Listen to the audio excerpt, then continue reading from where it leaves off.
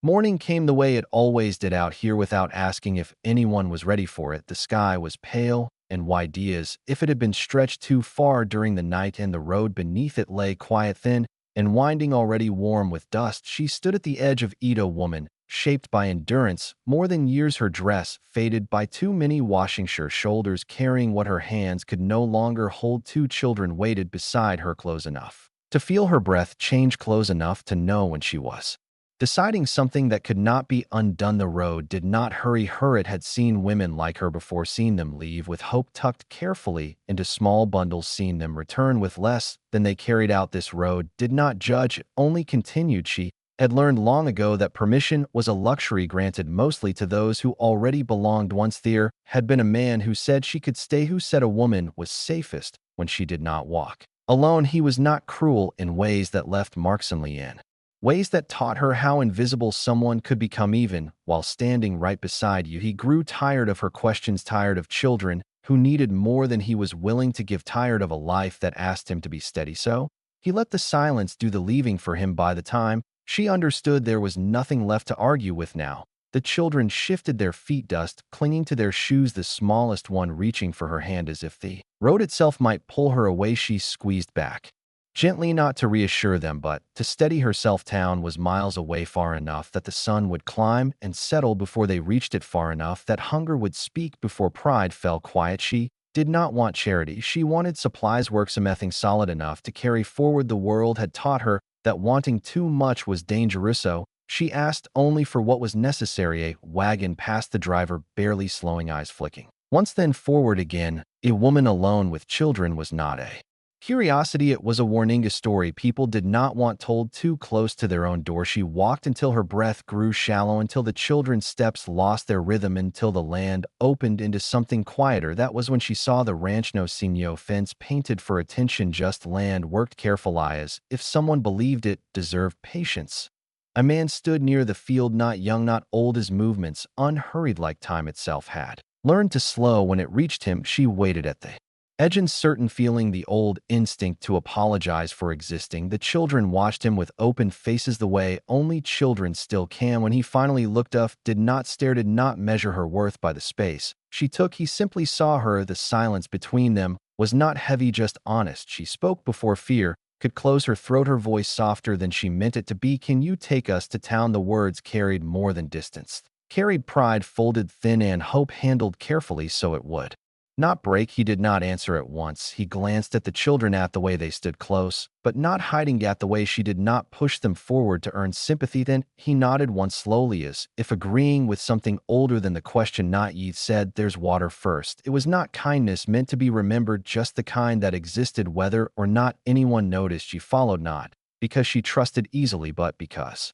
exhaustion leaves little room for doubt. The shade near the house felt like relief. She had forgotten was possible. The children drank deeply, spilled some, laughed quietly. She watched him from the corner of her eye, noticed how he kept his distance, how he spoke only when needed, how nothing in his posture suggested ownership. For the first time in longer than she could remember, she did not feel like something waiting to be taken. When she thanked him, the words felt clumsy, and he shrugged as if gratitude were unnecessary between people simply doing what was right. Town, Kenwaith said, road isn't going anywhere. She looked back, one seat, the pale line stretching into the distance. The road did not protest, did not demand commitment, only waited, and for the first time she allowed herself to stop walking without believing the world would punish her for it.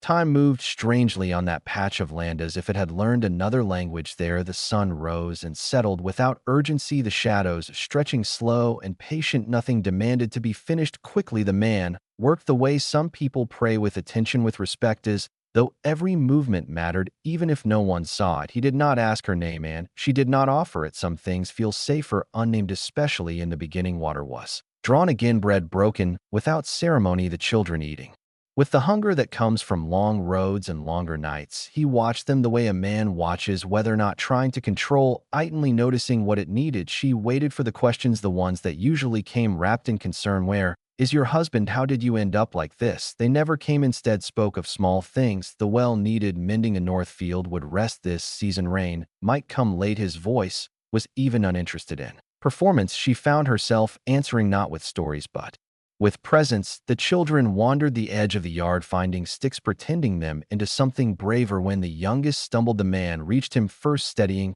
without lifting, letting the child find his balance again. It was a small thing, but she felt it settle somewhere deep. The world often rushed to decide who needed saving. This man allowed people to save themselves. As the day moved on, a neighbor passed by, a widow with hands worn thin, eyes sharp. With both kindness and caution, she brought bread in. Questions shaped like politeness. He accepted the bread, answered only what was necessary. The widow studied the woman, then searching for a story that fit her expectations. None presented itself easily. Later, when the heat softened, the man spoke again. Town's a long ride. Said supplies cost more than money. She nodded, already knowing. He harnessed the wagon, carefully checked the wheels twice, as if the road deserved respect. The children climbed up there. Laughter quieter, no content. She hesitated before stepping up. This was the moment where people usually set terms, where kindness asked for something back. She met his eyes, ready to hear it. "Can you take us to town?" she asked again, the question thinner, now worn by hope. He rested his hand on the rail, thinking, "Only if you promise to come back home." The word landed gently and still managed to shift something inside her. Home, not said like a claim, not said like a trap, said like an invitation that could be refused. She searched his face for expectation, for hunger, for conditions hidden behind courtesy. There were none. Wish asked, not accusing, just curious, because the land remembers who treats it kindly, set in. So do people. She did not answer right away. The children were watching her, no waiting. She nodded once, slow, careful. "I promised." The wagon moved, the road unfolding beneath them. Town appeared the way it always did, dusty, loud with judgment. The storekeeper's eyes lingered, counting children, measuring worth. Coins exchanged, supplies weighed, whispers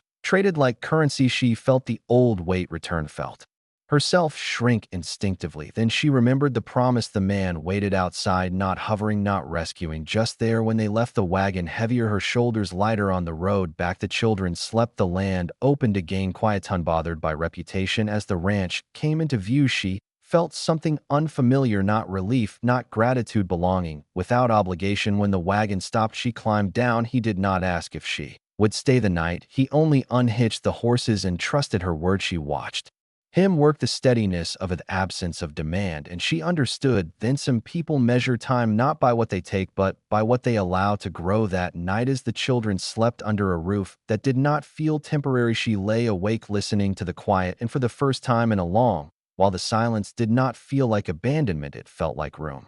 Days did not announce themselves there. They arrived softly, like breath settling back into the body. Morning light crept across the land, touching fence posts, warming the porch, boards finding its way into corners that had not been noticed in years. She stayed, not because she had been asked, not because she had nowhere else. She stayed because leaving no longer felt like survival. Work found her before she went looking for it. Hands in the soil, water carried, meals prepared without urgency. The man showed her what needed doing, then stepped aside, trusting her to find her own rhythm. The children learned the land, quickly learned where shade lingered longest, where the chickens scattered feed, where quiet lived. Laughter returned in pieces, never all at once. She caught herself smiling without meaning, toes if her face were remembering something older than sorrow. Evenings were simple, shared meals, the scrape of plates, the sound of wind moving through grass. Sometimes they spoke, sometimes they did not. Neither felt like absence. She noticed how he never touched without reason, how his kindness did not lean toward expectation. Safety settled in her bonus, slow, steady. The past did not disappear. Loosened news came from town one afternoon, carried by the widow,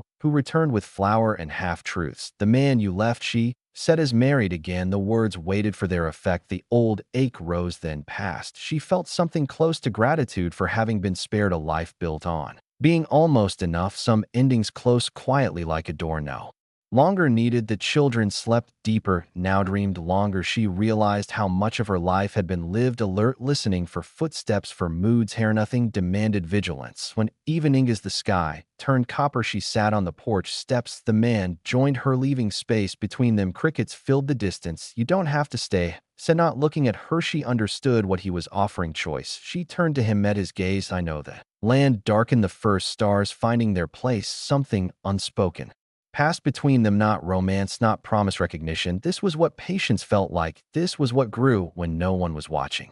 The road returned to them in its own Temiquitan, changed as if it had been waiting to see who she would become. They went to town again, not out of need, but out of choosing. The wagon rolled steady, the children upright and curious no longer shrinking at every passing rider. She noticed the difference before anyone else could point it out, the way her shoulders no longer curved inward, the way her breath stayed. Even town was the same, voices, sharpies quick to weigh and measure, but she was not inside the store. Coins changed hands, words past judgment hovered, and still she stood. The man remained nearby, not ahead, not behind. With her, someone asked where she would be staying now. The question wrapped in interest that pretended to be concerned. She answered simply, "We have a home." The word did not tremble outside. The children climbed back into the wagon, secure in a way that did not need explaining. The ride back felt shorter, as if the land recognized her decision. At the ranch, evening came slow. She stepped down, looked around, saw not shelter but belonging shaped by time. She turned to him. "I chose this," she said. He nodded as if he had known all along. Night settled, stars steady. The children slept. She stood at the edge of the porch, thinking of all the roads that had not asked permission and all the moments she had survived by walking anyway. Some truths remain when the noise fades, that gentleness can be strength, that safety can feel like love, that home is not where you are kept but where you are free to stay. And if this story found you, if it reminded you that patience still exists in a hurried world, take a moment, like, comment, subscribe, tell us where you're watching from, because no matter how far you've walked, there is still a place that will let you stop.